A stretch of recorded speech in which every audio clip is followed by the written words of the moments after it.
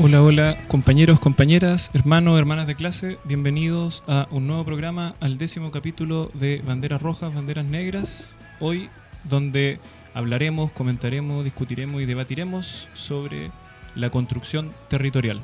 Banderas Rojas, Banderas Negras, donde las voces militantes se hacen escuchar.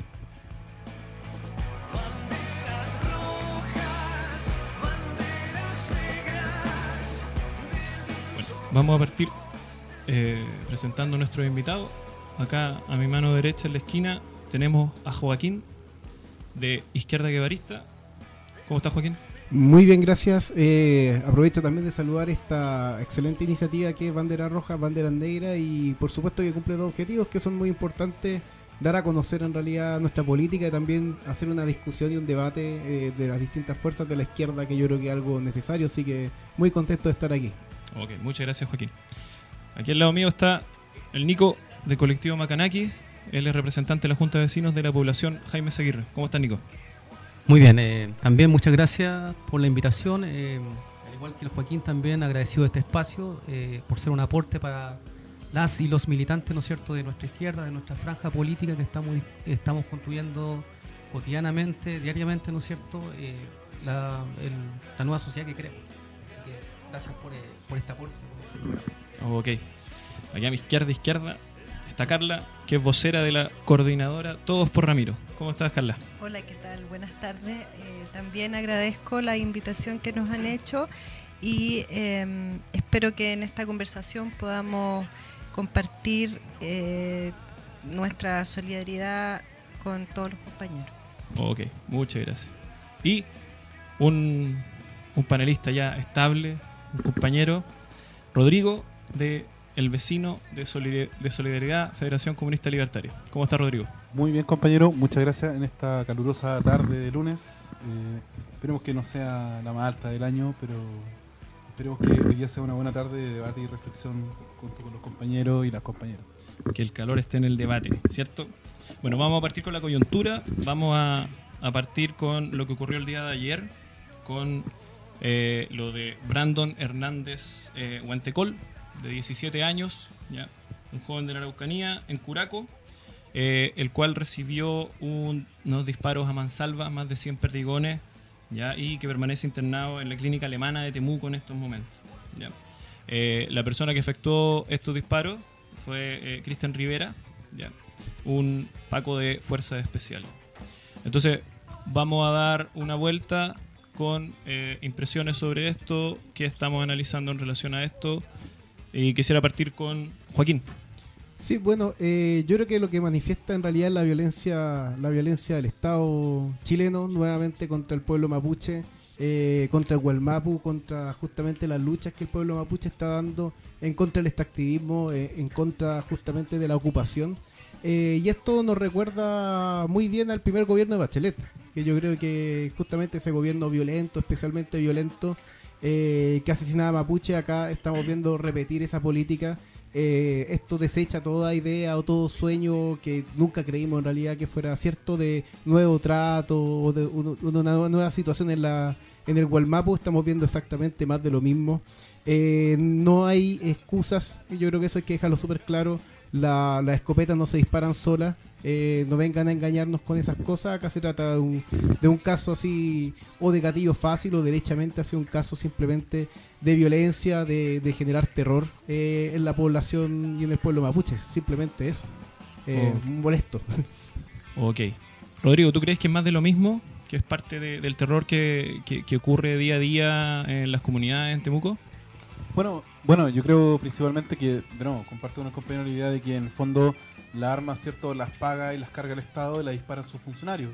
Y por lo tanto, como funcionarios son también ejecutores de una política de Estado que puede o no estar escrita, puede o no salir la entrevista del sábado a la tercera, pero que en los hechos como tal se demuestra como una política ofensiva, violenta, contra un pueblo que, tal como dice el compañero, ¿cierto?, se encuentra en resistencia, que lucha contra el extractivismo, etcétera. Yo creo que esto es sintomático de también el accionar de la policía dentro de aquella región, y también es, yo creo, la aseveración de que el lavado de imagen que se intentó, ¿cierto?, con Huenchumilla dentro de esa región, en el fondo simplemente se fue para poder nublar, para poder hacer más tenue esta imagen de violencia que siempre impregna nuestra retina con lo que sucede en la Araucanía.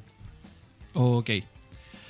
Nicolás, ¿tú qué opinión, qué te merece esta situación que ocurrió el día de ayer? Bueno, totalmente de acuerdo con los compañeros acá. No es un caso aislado, o sea, ya tenemos una seguidilla, ¿no es cierto?, de casos hacia niños también mapuches, niños y niñas, en las comunidades permanente el acoso.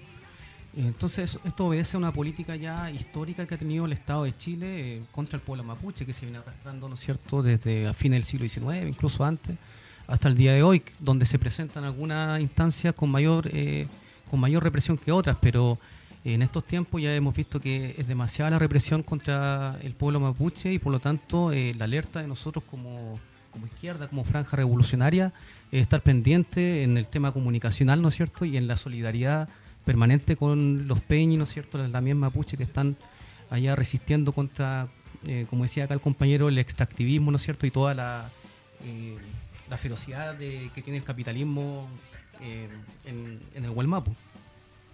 Ok. Carla, ¿cómo es posible poder solidarizar? ¿Cómo es posible que nosotros apoyemos y rechacemos de manera fuerte, tajante, con una perspectiva de clase, estas acciones que ocurren? Bueno, yo pensaba precisamente en eso cuando conversaban los compañeros. El tema de la solidaridad de clase en este minuto es súper fuerte. Yo creo que estamos todos súper conmovidos porque esta arma no la cargó el diablo, la cargó el Estado, ¿cierto? Y es un niño y hay una familia y todo el dolor que significa solo por pertenecer, ¿cierto? Por ser mapuche, por pertenecer a la tierra. Este es el trato que recibe nuestros hermanos mapuche. Yo pienso que la solidaridad hay que estar súper atento. De hecho, los compañeros en Temuco ya han ido a donar sangre, se están moviendo para solidarizar con la familia y que salga adelante con la fuerza que tienen los niños, que tiene este cabro joven, que salga adelante. Pero la Bachelet la vamos a recordar precisamente por la muerte de nuestros hermanos mapuche. Ok. Esto no es más que una seguidilla de hechos violentos que han ocurrido desde hace un tiempo, principalmente con los gobiernos de la concertación y esta nueva mayoría. Y es más de lo mismo. Hay que trabajar mucho en la solidaridad, hay que darle con eso. Bueno, vamos a pasar a otro tema. Vamos a hablar un poquito de lo que ocurrió la semana pasada. Supimos que a Mauricio Hernández, comandante Ramiro, se le rebajaron las penas que tenía por 3 delitos, que es el delito de atentado contra autoridad política, ¿ya?, la asociación ilícita terrorista y el secuestro hacia una persona, ¿ya? Entonces queremos en el fondo discutir, comentar principalmente en torno a cuáles son los alcances de esto y qué es lo que está pasando con Ramiro en la actualidad, donde sufre penas de cárcel en Brasil. Carla, quería partir contigo. Ya. Bueno, se van a cumplir 15 años ya en que Ramiro se encuentra en condiciones, tal como él lo define, draconiana, en el cual él está en una celda de 2 por 3 metros, tiene el baño incorporado y la descarga del baño, ¿cierto?, la hace el gendarme cuando quiere, con 36 grados de temperatura. Recibe 2 libros a la semana, tiene 2 horas fuera del patio, 2 horas de patio y 22 horas en la celda. Son 15 años en esas condiciones. Cuando uno se pone a pensar, son 15 años en esas condiciones. Yo creo que ninguno de nosotros somos capaces de imaginarnos eso.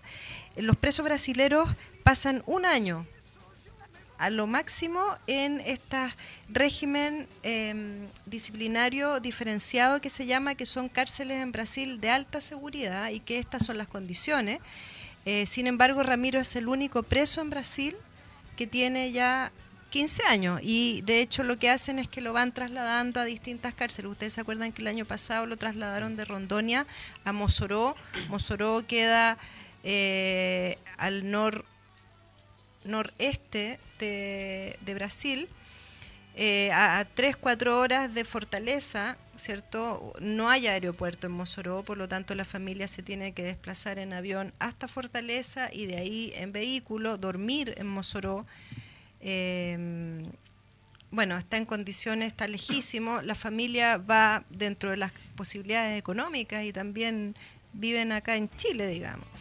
La situación ha sido muy, muy tremenda porque el Estado de Brasil no le ha dado lo que le corresponde legalmente, ¿cierto? Que es con el cumplimiento de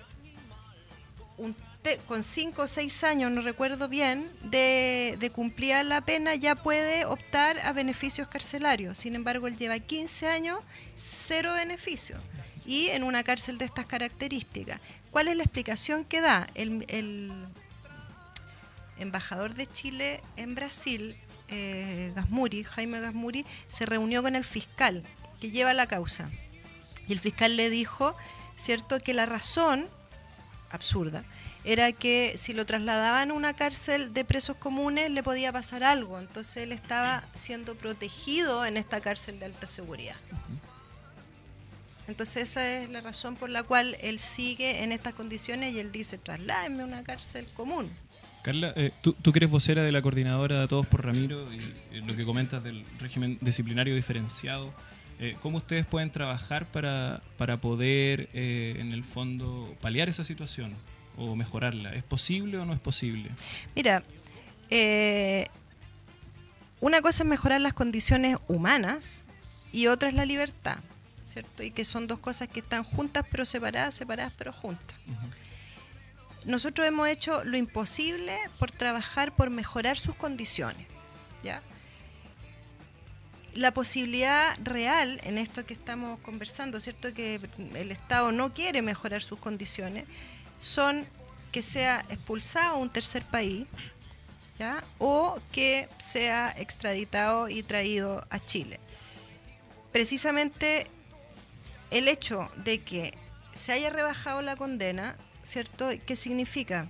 Según un acuerdo que hay con el Mercosur, no puede transferirse un preso que tenga una condena mayor acá tiene 2 cadenas perpetuas y en Brasil tiene 30 años. Ya, por lo tanto, no pueden trasladarlo para tener una pena mayor. Ese es el acuerdo. Entonces, ¿por qué es importante lo que pasó la semana pasada? Porque al rebajar las 2 cadenas perpetuas, ¿cierto?, a cada una de ellas a 15 años y un día, son 30 años. Entonces la posibilidad de transferirlo, de extraditarlo, lo mismo, que venga a Chile, y uno dice, pucha, pero va a venir a Chile a estar preso. Bueno, pero va a estar preso por último en la cárcel de alta seguridad, ¿cierto? Nos vamos a poder mover para tratar de buscar su libertad acá en Chile y la familia va a estar al lado. Claro.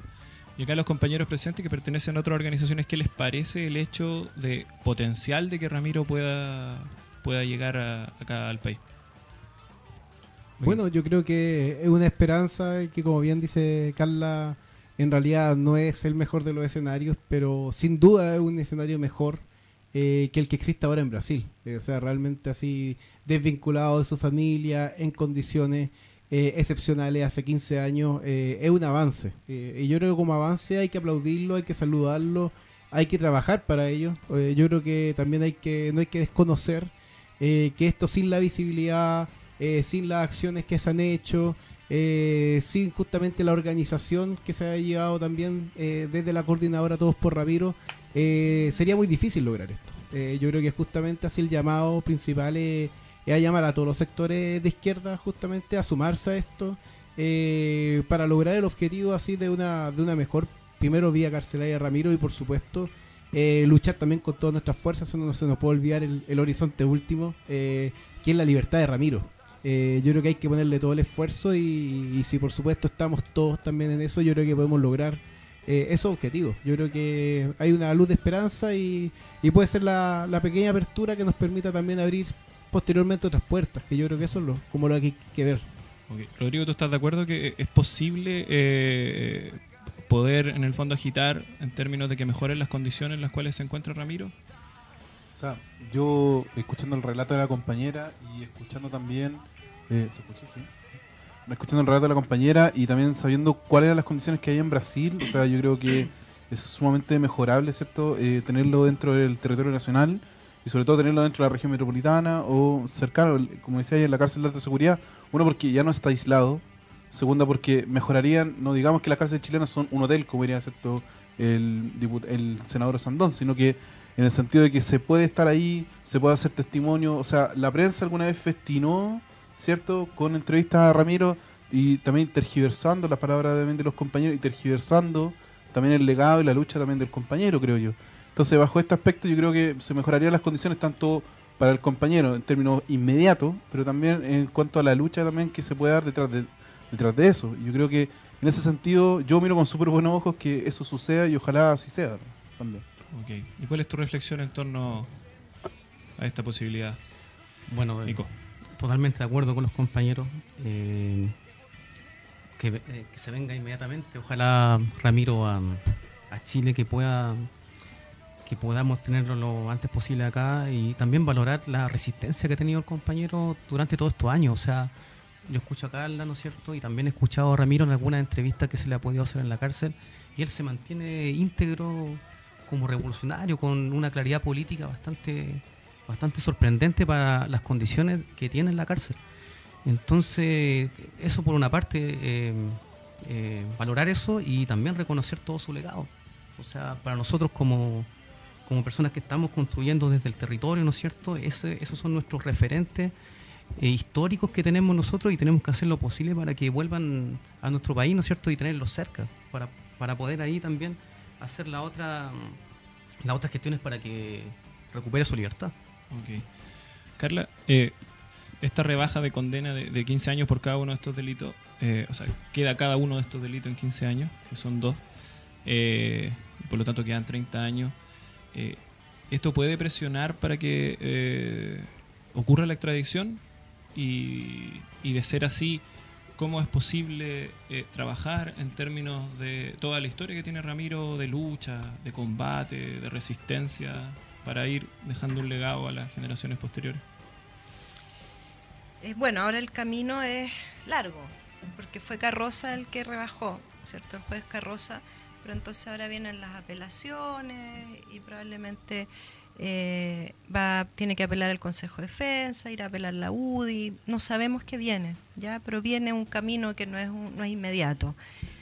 Yo quería comentar que yo tuve la oportunidad de poder ir a visitarlo hace unos meses atrás y yo le llevaba un recado que le mandó un compañero que trabaja en la coordinadora Todos por Ramiro, que no es del origen rodriguista, ¿cierto? Y el recado que, un cabro joven, 21 años, 22 años, y el recado que le mandó a decir es que él tenía que saber que él había trascendido el rodriguismo, como ejemplo por su resistencia, por su lucha, por lo que él había luchado estando libre, digamos, en libertad, lo que significó él en la lucha contra la dictadura. Y seguía teniendo un tremendo significado la lucha que está dando hoy, porque él sigue luchando, porque es impresionante. Todos tenemos la misma percepción, ¿cierto? Al escuchar en el programa Guerrillero, es impresionante cómo está íntegro. Por supuesto que ella tiene, y él mismo dice, empiezo a sentir las secuelas físicas y psicológicas. Él lo dice porque es honesto. Porque es imposible que una persona de 15 años en esas condiciones no tenga una repercusión. Sin embargo, es muy importante y él me miró así como ¿qué me estáis hablando? Como costó que entendiera qué significa para los jóvenes chilenos hoy, qué significa para la izquierda revolucionaria, él. Entonces, ahí engarzo al tiro con la invitación que quiero hacer a todas las organizaciones, a todos los compañeros. Se va a lanzar un libro el próximo jueves 29, el 29 de diciembre, en la Biblioteca Nacional. Un libro que recoge todas las entrevistas que se le han hecho a Ramiro en la cárcel.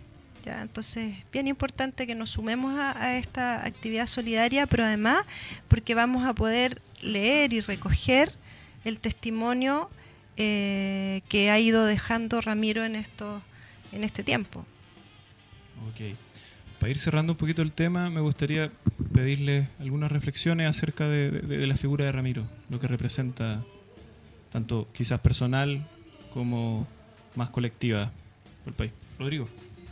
Sí, yo quiero decir nuevamente algo. Yo creo que algo muy poco discutido, yo creo que en el capítulo 8 igual lo hablábamos un poco, yo creo que algo muy poco discutido tenía que ver con el tema de cómo las organizaciones políticas ven o evalúan, ¿cierto?, la violencia política y popular también dentro de nuestra historia. Entonces, yo creo que lo que dice la compañera con respecto a Ramiro es un capítulo necesario también para poder repasar sobre la violencia política en la historia reciente de nuestro país. Yo creo que sumamente necesario tanto por la memoria histórica, pero también por las reflexiones políticas que la izquierda debe hacerse. Porque muchas veces aún creo que tenemos como el síndrome de andar apurados siempre, o tener todos los documentos o las tesis políticas para ayer. Entonces, realmente es necesario tener un punto de reflexión, aunque sea lento, aunque sea macro, en el cual nosotros podamos integrar esta figura, integrar las acciones, los hechos que nos constituyen también como izquierda a nivel histórico. Eso. Ok. Joaquín. Bueno, yo creo que así en términos personales y también como organización, Ramiro es un ejemplo. Yo creo que sin duda lo que dice Carla y lo que dice ahí el compañero que le mandó el mensaje, claramente así trasciende en realidad simplemente así la cultura rodriguista o el mundo rodriguista, sino que realmente es un ejemplo para todos los que estamos en la lucha. Así saber que tenemos que darlo todo, saber que justamente esos son los métodos correctos. Que la decisión también que tomaron quienes decidieron autonomizar el frente a la decisión del Partido Comunista de cerrarlo, de cerrar la puerta así por fuera de la vía armada y de la lucha justamente frontal contra el sistema y la dictadura, es un ejemplo para nosotros. Y por supuesto también aprovechar de llamar también a la conciencia y a la lucha que tenemos que nosotros librar desde acá, desde afuera, justamente por la liberación de todos los presos políticos que han combatido, los presos políticos mapuche, Ramiro y muchos más. Yo creo que eso tenemos que tenerlo claro y tenemos que tenerlo como una bandera en todas nuestras organizaciones. Okay. ¿Nicolás? Bueno, para repetir un poco lo que dije hace un momento, Ramiro es un referente, el comandante, ¿no es cierto?, compañero, como así también otros que cayeron durante la dictadura y también en la postdictadura. Entonces nosotros tenemos que hacernos cargo de esos referentes, de esas personas que iniciaron un proceso o lo continuaron y que nosotros estamos por esa vía en los tiempos actuales. Hay que aprender también de la militancia de los compañeros, porque hoy en día nuestras organizaciones están carentes de militancia. O sea, nosotros lo que estamos fallando, algunas debilidades de nuestra organización es el perfil del militante, del compromiso, ¿no es cierto?, de creerse el cuento, ¿no es cierto?, de tener formación política, de tener formación íntegra en todos los sentidos.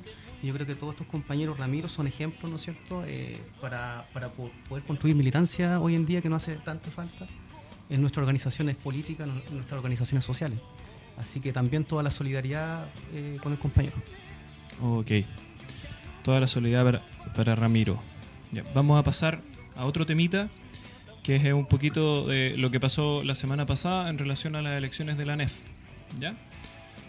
Va a ser bien corto, va a ser una intervención por panelista, principalmente estamos cortos de tiempo. Estábamos viendo que el Partido Comunista pierde el colegio de profesores, está muy deslegitimado en la CUT.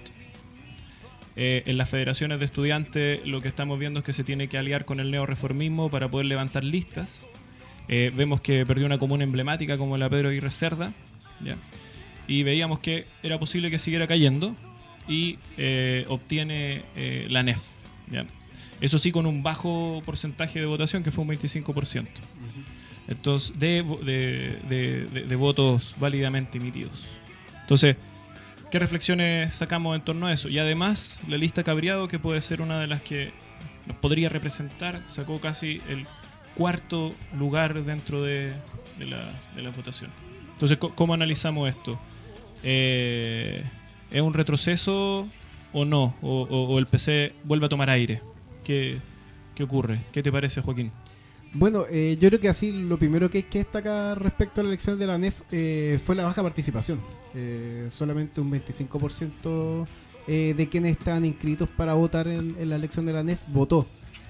Por lo tanto, claro, hay como dos escenarios que habría que ver. Así, por un lado, así que la desafección de la política llega a un grado tal que incluso en la ANEF se representó justamente también por la dificultad y en realidad por la tosuda también presencia del gobierno o decisión del gobierno de mantener justamente el reajuste en un nivel tan bajo.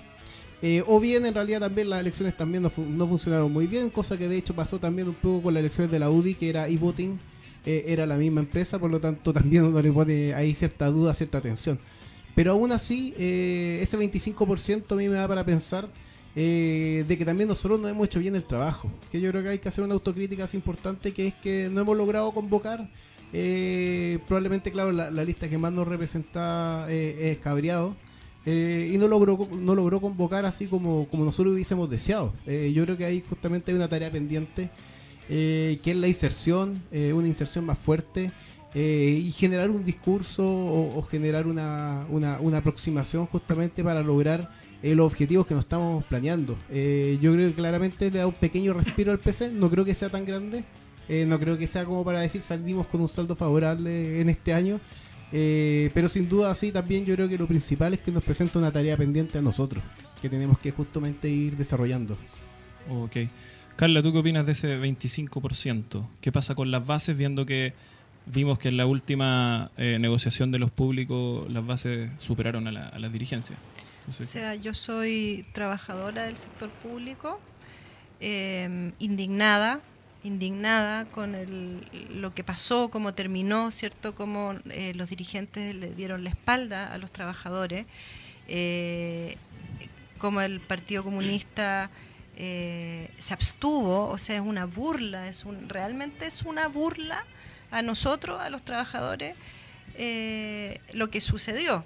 Entonces el 25% es súper explicable. Yo no tengo ninguna duda de por qué el 25% es como el 65%. ¿Cuánto es que la abstención de las elecciones fue de un 65%, no? Claro. ¿65? Sí, 65. Lo mismo, es lo mismo. O sea, eso por una parte. Y por otra parte, yo estoy de acuerdo contigo. Está bien, podemos estar súper enojados, súper cabreados, pero ¿y qué hacemos? así O sea, la es. próxima vez nos van a traicionar igual. O sea, esta misma historia se repite porque es cíclica todos los años. Entonces, el próximo año nos van a traicionar igual. Punto. Rodrigo, ¿qué te parece la baja votación de Cabreado? Yo creo que es positivo, así honestamente. Yo creo que a ver, pongámoslo de la siguiente forma, una lista disidente con respecto a las dirigencias históricas de la ANEF. Encuentro que sacar ese porcentaje o ser quinto, en este caso cuarto, quinto, yo creo que es positivo porque denota una acumulación de fuerza real por parte de ese sector. Ahora bien, coincido con que nos falta caleta de pega, coincido con que es algo muy a largo plazo y coincido también con que nos falta también tener inserción y sobre todo extender un programa dentro de lo público. O sea, ojo, de las 7 listas, 6 eran de partidos de la nueva mayoría.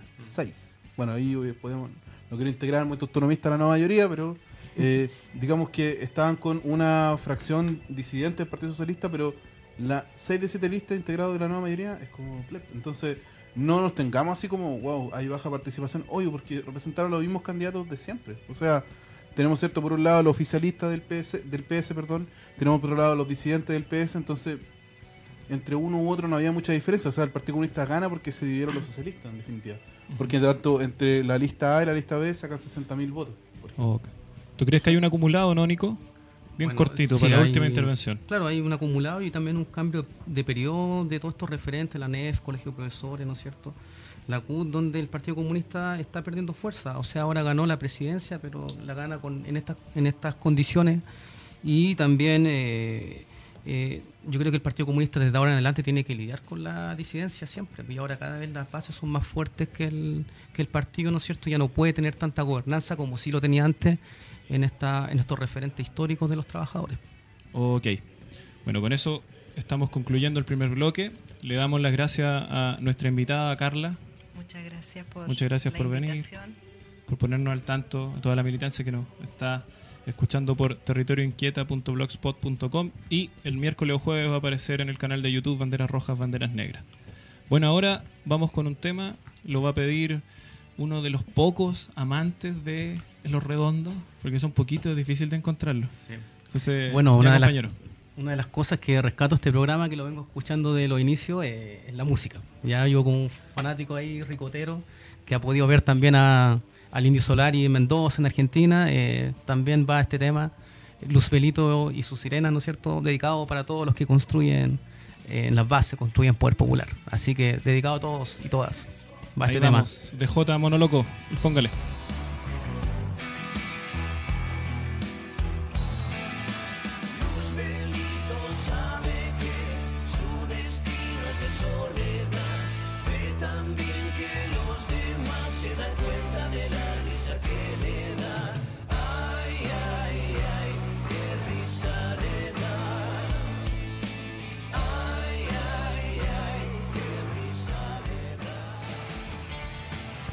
Ok, ya volvemos a este segundo bloque de Banderas Rojas, Banderas Negras, donde las voces militantes se hacen escuchar.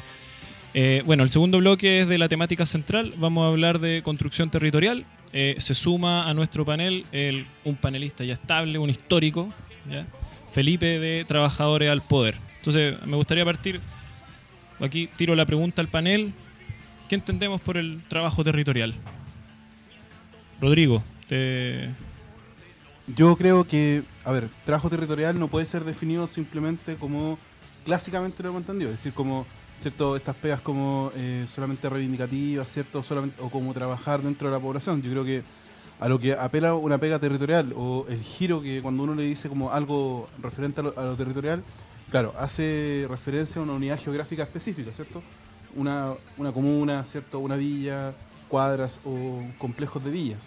Pero yo creo que lo que tiene la importancia de una pega territorial es, yo creo, la articulación que se genera dentro de ese espacio, entre diferentes sectores, trabajadores, estudiantes, ¿cierto?, residentes dentro de ese espacio, que en el fondo lo que realizan es como tener la potencialidad dentro de sí de lo multisectorial.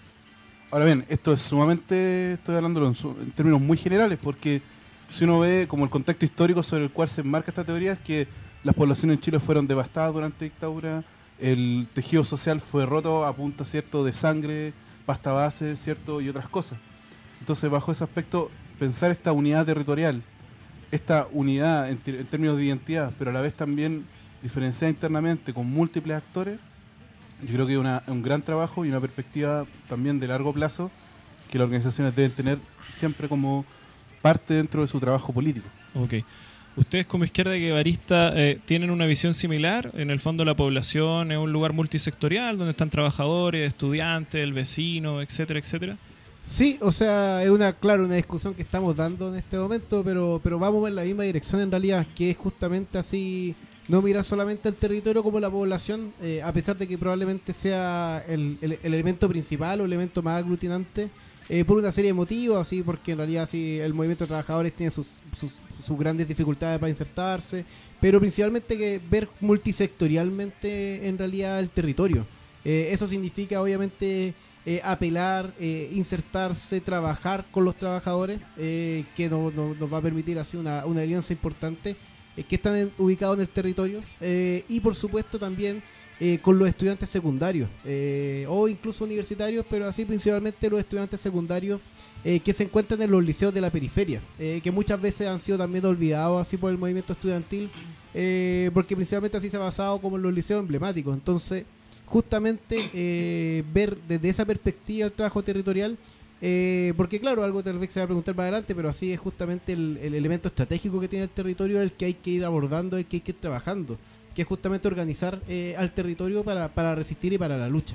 Y eso solamente se da con estos tres elementos. Ok. Es decir, la perspectiva que nosotros tenemos con respecto al territorio es el espacio donde confluyen los distintos sectores sociales y por lo tanto tiene una determinación política, geográfica, histórica.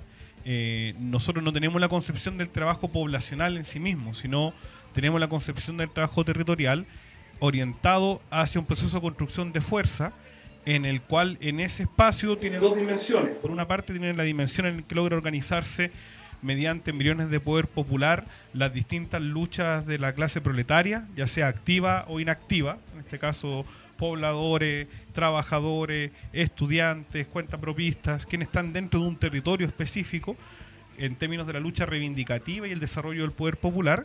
Y por otra parte también el elemento estratégico que es el espacio de acumulación y construcción de fuerzas que van a permitir también el desarrollo de los combates a futuro, que históricamente en Chile se ha desarrollado desde ahí.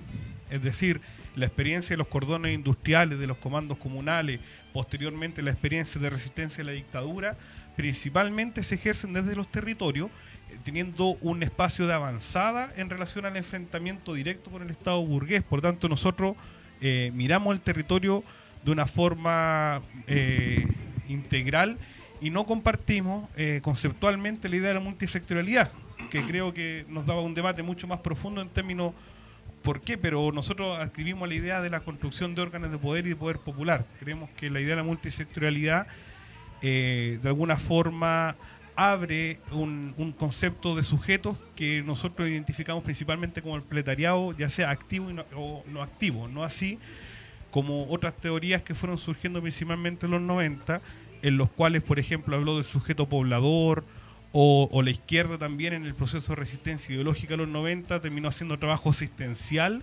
más que trabajo político revolucionario en el seno de las masas. Esa es a grandes rasgos la concepción que nosotros tenemos del trabajo territorial. Ok. Nico, ¿tú crees que es un espacio de acumulación de fuerza, como dice Felipe? ¿Es accesorio? ¿Qué es finalmente el sector que va a dinamizar los procesos de transformación radical de la sociedad? Bueno, yo creo y creemos con la organización que trabajamos en la Jaime Seguirre, que es un espacio de acumulación, por algo estamos ahí también. Ya estamos desarrollando pega porque creemos que se puede acumular y se puede desarrollar un proyecto, ¿no es cierto?, de cambio social, un proyecto revolucionario. Creo que el territorio no solamente está la articulación, sino que también hay que apostar a la administración del territorio. Bien, yo creo que ahí está como el germen del poder popular que tenemos que apostar. Yo hablo desde la práctica misma que tenemos nosotros en la población Jaime Seguirre, que pasamos de esta acción del colectivo, ¿no es cierto?, que teníamos el colectivo Macanaki, y que viene trabajando como lo hacen todos los colectivos desde los 90 en adelante, desde la resistencia, desde la cultura, ¿no es cierto?, de creando identidad revolucionaria. Pasamos a esta idea de ocupar todos los espacios posibles que están en el territorio. Bien, y uno de los espacios posibles, uno de los espacios a construir y a disputar fue la Junta de Vecinos. O sea, yo quiero también plantear esta nueva táctica que asumimos nosotros como organización política, ¿no es cierto?, en la población, porque creemos que ahí, por ejemplo, en la Junta de Vecinos se puede administrar, ¿no es cierto?, ciertas problemáticas que tiene la población, y desde ahí también se puede generar conciencia de clase, identidad, porque nuestro diagnóstico es que en el territorio existe descomposición social, existe individualismo. Entonces, ¿cómo tenemos que atacar eso? A través de la construcción, ¿no es cierto?, de identidad y de conciencia. Y eso hay que ser estratégico, hay que ocupar estos espacios como Junta de Vecinos u otros más para poder cambiar las lógicas, ¿no es cierto?, asistencialistas que se insertan ahí desde la municipalidad, desde el Estado, ¿no es cierto?, porque el Estado y la municipalidad, la relación que tiene con la Junta de Vecinos es la correa de transmisión. ¿Bien? O sea, la municipalidad llega a los vecinos a través de la Junta de Vecinos. Nosotros lo que hemos hecho es cambiar las lógicas, ¿no es cierto?, que eso ha generado históricamente. Nosotros hoy en día, por ejemplo, en la Junta de Vecinos se dice, los vecinos dicen, no, nosotros no tenemos, la Junta de Vecinos no tiene que tocar los temas políticos, acá no tiene que haber política. Y nosotros ahí hemos empezado procesos de autoformación, ¿no es cierto?, autoeducación, diciendo que todo es política. ¿Bien? Y el tema, para finalizar, que nosotros creemos que hay que trabajar con los no convencidos. ¿Bien? Y en estos espacios están los no convencidos, y ahí es donde se puede ganar, ¿no es cierto?, se puede acumular más sujeto revolucionario, ¿no es cierto?, para la causa. Ok. ¿Es posible que se dé un salto de calidad al cambiar un poco la táctica de ir y empezar a disputar juntas de vecinos, por ejemplo, en lugar de hacer el trabajo clásico que hemos hecho siempre, que es levantar un taller, trabajar el ámbito educacional o trabajar con niños, etcétera, etcétera? Rodrigo. Ay, ¿yo no? Ya, mira, bien breve. Yo creo dos cosas. Primero, yo creo que eso no es contraproducente con lo que decía el compañero. ¿Ya? Yo creo que en el espacio territorial tiene que ver con ocupar tanto los espacios de cargo de representatividad, que puede ser la Junta de Vecinos, ¿cierto? Como también esos espacios también que son los talleres, ¿cierto? Pueden, de todo. Yo creo que más de algunos de nosotros tienen una experiencia. Preuniversitario popular, ¿cierto? Taller de hip hop, etcétera. Lo importante, creo yo, sobre todo si nos planteamos desde la izquierda, que todas esas pegas, por más chicas que sean, es que tienen que tener una perspectiva, y esa perspectiva tiene que ser revolucionaria. Si no, todas esas peleas pequeñas, esas peleas cotidianas de discutir con una vecina en la feria, de ir a la esquina, de pegar un afiche, que te den jugo, responder o incluso hacer una actividad, yo creo que no tienen ningún sentido si no tienen una perspectiva clara. ¿Hacia dónde encauzar esa fuerza? Esa energía que igual emana desde los territorios, esas inquietudes también. Y segundo, y también lo que dice el compañero, esas acciones también tienen que ir en contraproducencia contra el sentido asistencialista que tienen las municipalidades dentro de los territorios. Que en el fondo no es que sea malo que le lleve una caja de mercadería o lo saquen de paseo para la playa, ¿cierto?, durante el verano, sino que lo que hace eso es castrar, ¿cierto?, la potencialidad, creo yo, de la representación en los territorios. Entonces le quitan todo el potencial a través de suplir ciertas necesidades inmediatas o ciertos deseos, ¿cierto?, como ir a la playa, una caja de mercadería o incluso la torta, ¿cierto?, para el centro de madre o la junta de abuelitos, que por lo menos lo que sucede allá en Puente Alto. Ok. Joaquín, ¿cómo es posible cambiar esa situación asistencialista que se ha nombrado en términos del trabajo? ¿Cómo imprimirle más política? ¿Cómo darle un contenido de clase a eso y que no vayamos a desarrollar a la población o al territorio donde estemos trabajando una pega similar a lo que podría hacer la municipalidad? O sea, yo creo que hay elementos que son esenciales que tenemos que abordar. Uno de ellos creo que es justamente así la inserción real en los territorios y la legitimación también de nosotros en los territorios. Justamente eso nos permite así quitarnos con el asistencialismo que es el sujeto que va, simplemente interviene un segundo y se retira de ese lugar. Nosotros lo que tenemos que hacer es un trabajo permanente, un trabajo comprometido y un trabajo con fines políticos en donde además trabajemos principalmente la conciencia. ¿Cómo es posible articular el trabajo que se puede desarrollar en el territorio junto con lo que está pasando como coyuntura nacional? Algo nombraba Felipe acá, por ejemplo, los comités de vivienda. ¿Ya? Claro. Está el NOMA AFP. Es muy probable que venga una problemática con la salud. Entonces, ¿cómo se logran articular? ¿Cómo trabajamos? ¿Cómo están trabajando ustedes eso en los territorios? Claro, yo nuevamente creo que dentro de uno se ve la idea de coyuntura. Yo creo que en la coyuntura actual los trabajos reivindicativos y los trabajos que uno puede mirar como autoconstrucción, sean educación popular, ¿cierto?, la diversidad, ¿cierto?, de trabajo de talleres, yo creo que todos están encausados básicamente en dar experiencia. Yo creo que aparte de dar experiencia, tal como también decían los compañeros, de politización. Yo creo que la lucha, incluso por la vivienda, la lucha por reformas, por ejemplo, tiene que ver con esa idea que significa de una escuela para la lucha. Tanto de foguear a la gente, tanto de politizar a la gente, pero también lo vemos como espacio de unidad, creo yo, y de forjar lazos para una unidad real, creo, en ese sentido. Entonces, que se luche, por ejemplo, el sábado pasado en una marcha por la vivienda, tiene que ver con eso, tiene que ver con la idea de que nosotros pensamos que no va a ser un puro territorio, no van a ser un puro grupo de pobladores, sino que va a ser el movimiento en su conjunto también quien va a hacer ese tipo de reivindicaciones bajo ese aspecto. También lo otro, yo creo que también la potencialidad de un trabajo como ese apunta, tal como dice el compañero, al control territorial. Ahora bien, nosotros sabemos que eso es sumamente no inmediato, pero yo creo que debe ser una perspectiva que tenemos que asumir, porque en definitiva, si apostamos a un trabajo territorial, a conocer un territorio, a juntar una identidad, forjar lazos con diferentes sectores que conviven dentro de la misma comunidad, o como también le podemos decir, diferentes momentos de la clase trabajadora, yo creo que bajo ese aspecto una política revolucionaria puede tener fruto. Porque si no, estamos dando palos de ciego, ¿cierto? Y nuevamente volvemos con esa política, como dice el compañero del año 90, donde habíamos como cierto joven revolucionario que jugaba con niños y un joven revolucionario, ¿cierto?, que después parecía tapado, que después parecía como una contradicción a todas luces. Ahora digo que hay que salir a pelear los 11 y los 29 tapados o no tapados, es decir, pero vinculándolo al trabajo, claro, pero tal como anual, es decir, a la cotidianidad, y que las experiencias de lucha sean con un espacio operativo, con espacios de masa, es decir, multiplicidad de las mismas. Yo estaría de acuerdo, pero muchas veces siento que esos trabajos que uno puede hacer o lo que se levantan para fechas emblemáticas tienen que decir más con un acto de gimnasia revolucionaria muchas veces, más que con un trabajo, ¿cierto?, de violencia política o de insertar un debate o poder establecer las fechas. No digo que sea la única forma válida de hacerlo, sino que también es una falta que también tenemos como izquierda con respecto a cómo tratamos ese tipo de temas, no solo en los territorios. Claro, ¿cómo lo concatenamos?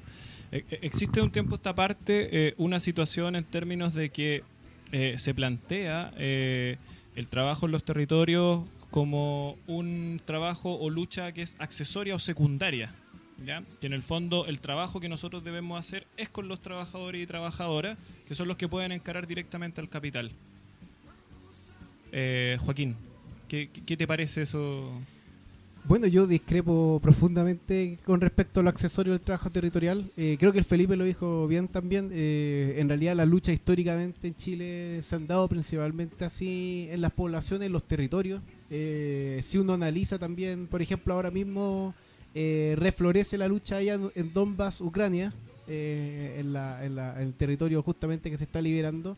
Y uno se da cuenta dónde están los espacios de máxima lucha. Son las ciudades, son las poblaciones, son los cordones industriales que están en Ucrania o que están en distintas partes del mundo, porque justamente ahí es donde se concentra la mayor cantidad de población, y son territorios que si lo organizamos van a ser territorios que van a ser capaces de resistir, que sería un objetivo primero, pero principalmente son capaces también de tomar la ofensiva. Por lo tanto, así uno no piensa solamente el territorio. Yo creo que hay como dos elementos que son esenciales. Así, primero, la acumulación, la creación de conciencia y obviamente de un pueblo que esté favorable también a las políticas que estemos llevando, porque eso nos queda mucho. Y lo segundo es que va a ser un espacio que cuando sea necesario va a tener que ser el espacio de lucha.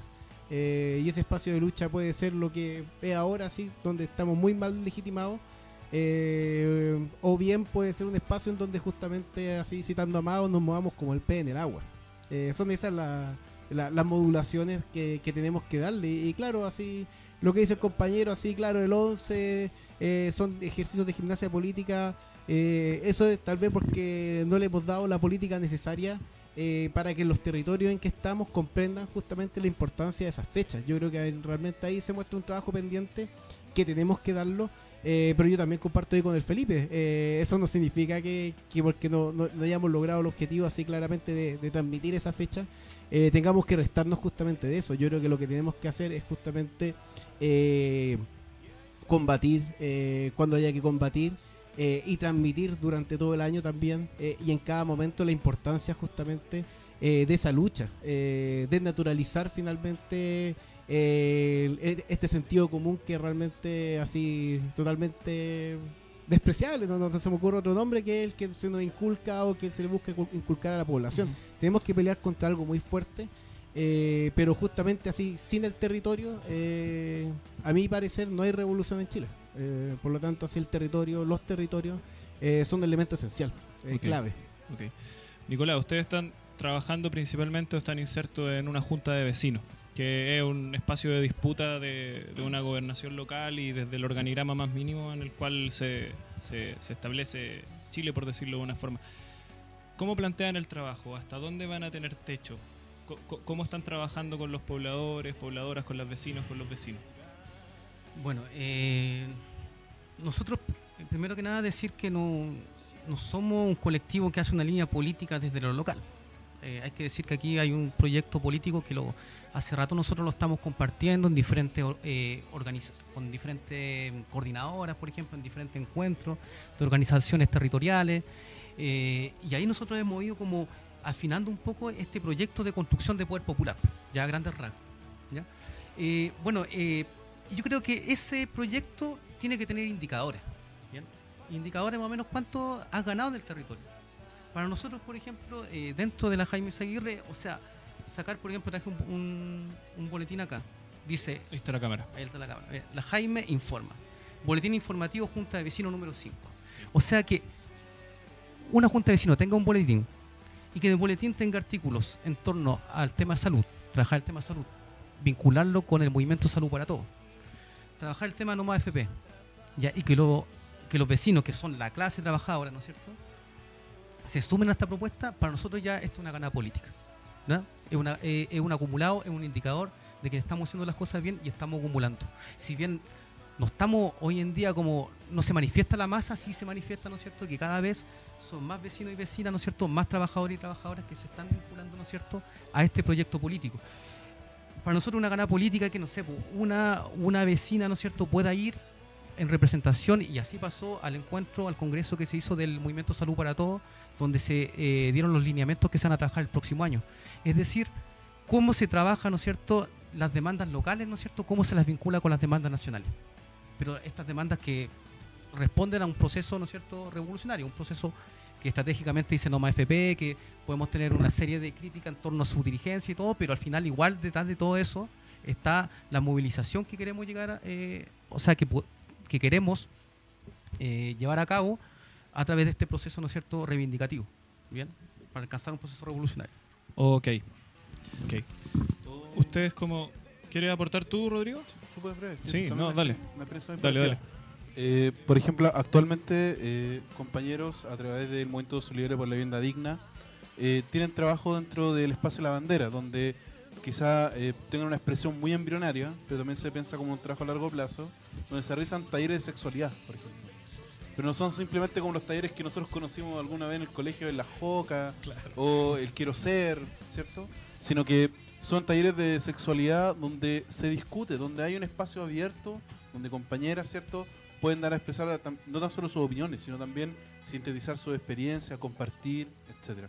Y ese trabajo nosotros lo ponemos en la perspectiva porque, claro, es de largo plazo, es sumamente algo muy contingente, pero una forma también, a través de una pega social concreta, de empezar también a luchar contra este anclaje tan grande del sentido común que tiene que ver con el sentido patriarcal de nuestras relaciones sociales. Ok. No, vamos a hacer cortita. Me están apurando desde ahí, desde la cabina. Chiquillos, traten de un minuto tratar de sintetizar esta pregunta. Sí, bueno, yo creo que es esencial así el trabajo antipatriarcal, feminista en los territorios donde probablemente así más se da la violencia de género, y además es un tema así también educativo muy importante porque en realidad también es una violencia que se genera al género de nuestra propia clase, producto también de la alineación de nuestra propia clase. Por lo tanto, obviamente hay que hacer un trabajo educativo. Ahí también saludo toda la experiencia, nosotros también estamos desarrollando eso en el territorio. Y respecto también al ecosocialismo, a lo ambiental, al anti-extractivismo, mencionar así rápidamente, solamente Santiago, pero creo que en Concepción lo están desarrollando más claramente con el Octopus. Acá estamos amenazados nuestras fuentes de agua de toda la ciudad.